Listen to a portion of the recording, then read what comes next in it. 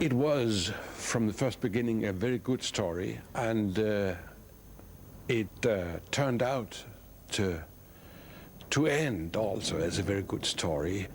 The story about a wonderful church instrument, an organ, constructed for the praise of our Lord, having served in Our Lady's Church in Copenhagen for 30 years, and now being transported over sea and land to a church of Our Lady's Assumption in Tullamore to serve in the same praise of our Lord.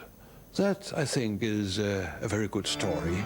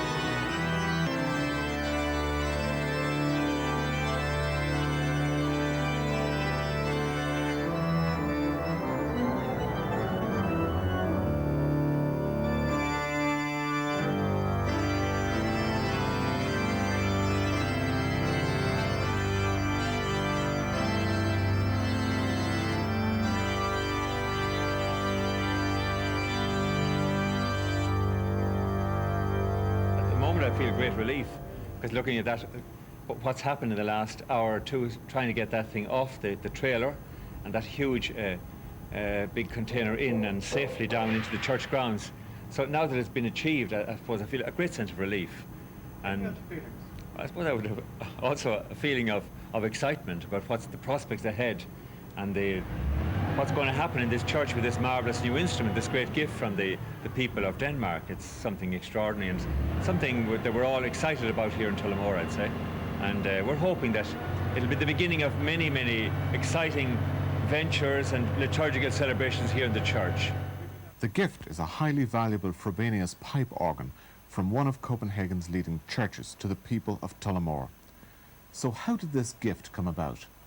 Well, it started in about June 1993 when the parish priest here at Tullamore, Father Willie Cleary, approached me for some advice on acquiring an organ for the church. The church had now been open for some years. A space had been provided here in this gallery for the organ, but nothing had been done about actually acquiring a pipe organ for the church. So he asked me to advise the parish on this project, and the agreement was that I would come back to them in September with some proposals. So in August of that year I set off my usual continental recital tour, one of the recitals which took place in Copenhagen Cathedral, a building I knew very well and an organ I know very well as I had played there several times over the past 20 years.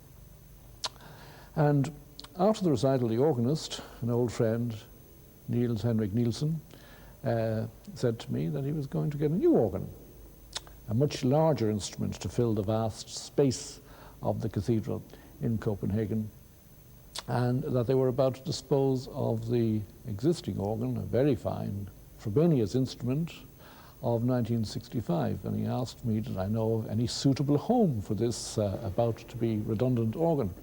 We had a problem because when we were going to change our instrument here in the church, we need to either sell the earlier organ or to place it in another way. And we couldn't sell it, so I was asking my colleagues, and I was asking Gerard Gillen, of course. He has been here in the summertime to play. Ask him, could you find a place, do you know about a church, maybe, which need an organ as what we have in that time? I came back to Ireland quite excited, got in touch with Father Cleary at Tullamore. The new church here was incomplete because it hadn't a good organ. And we were looking around, searching for a good instrument, and then suddenly we invited down a specialist, Gerard Gillen, to talk to the people of the parish. And Gerard mentioned about this organ being available in Copenhagen, and of course we were delighted, and we said, if you can find it for us, please get it. So then we got in touch with Copenhagen and found them still receptive, even though in the meantime word had got out that this instrument was going, and they had been given some quite lucrative offers from other places. Yet they felt that as they had made a commitment to me to give the instrument gratis to a suitable home, they would stand by this.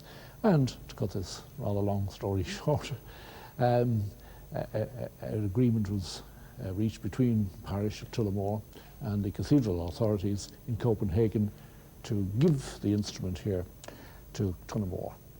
So what made Tullamore's case so special? I think it was special because Gerard Gillen knew about this possibility, and he has been asked over there finding an organ for the church in Tullamore. I didn't know about Tullamore, but he came and told us, now I have found a church for your organ, where it is possible to place it big enough, and they would be very interested. For me, it was important, very important, that our organ could have a future life in a church. It was important then that the Frobenius organ found a home in another church, because the Vor Frue Kirk is one of the most famous churches in Denmark. Every morning since 1928, a broadcast service has been transmitted from this building. It is heard by over 150,000 Danes, and with the recent revival in church attendance in Scandinavia, this figure is rising. Now that the Vor Frue Kirk has its new instrument, this tradition is set to run for a long time into the future.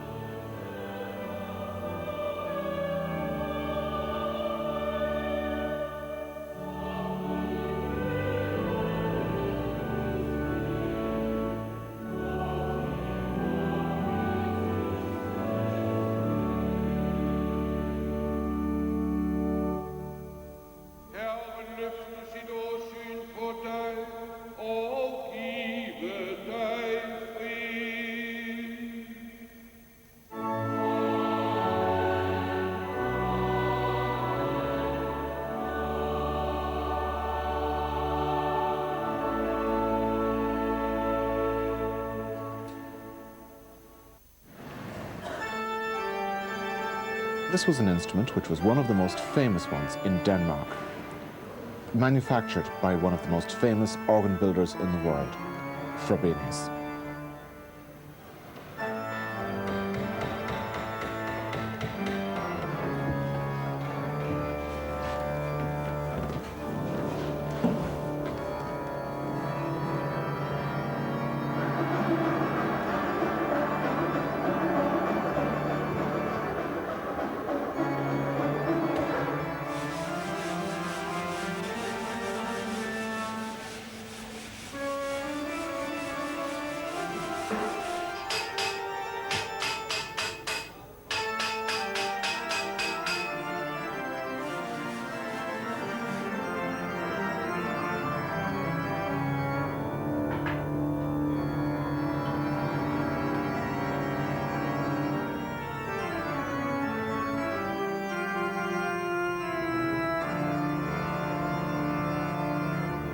The challenge in Tullamore was to install the instrument as quickly as possible to the highest standards of organ building.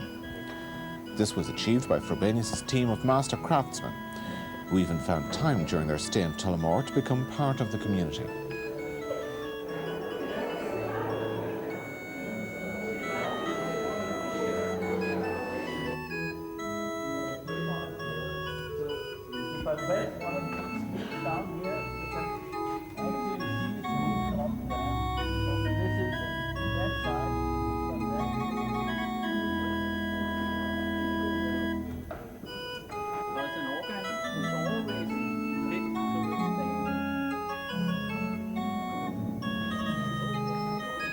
Although the major parts of the instrument were installed soon after their arrival, to the delight of the people of Tullamore, the main work was in voicing and tuning the pipes.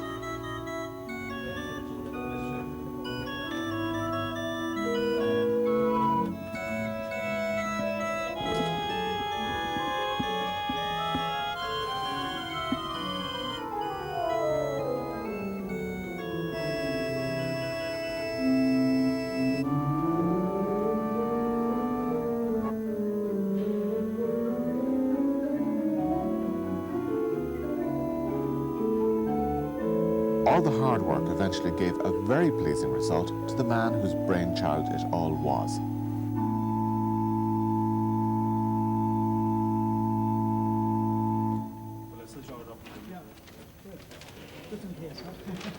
Now that the gift was in place, what was the reaction of the people in Tullamore? Unbelievable, really. It's very hard to take it in, you know, and I feel, it's something that we never dreamt that we would have in this church. Well, I suppose we've had the good ones, the people were thrilled with it. And then at times people would say, well, I'm wondering, is there any difference from what we had in a much, much smaller electrical organ? So we would have to say, well, when it's at its best, you certainly will have no doubt, and they would agree on that. So when Michael opens up all the stops and really gives it the full expression, I think people appreciate it very much. Well, I suppose initially it was one of great relief that it had worked. It was working, and it had been the whole transplant, the revoicing, the recasing, had been so successfully accomplished by these three marvellous guys from the Frobenius firm who came and did this job.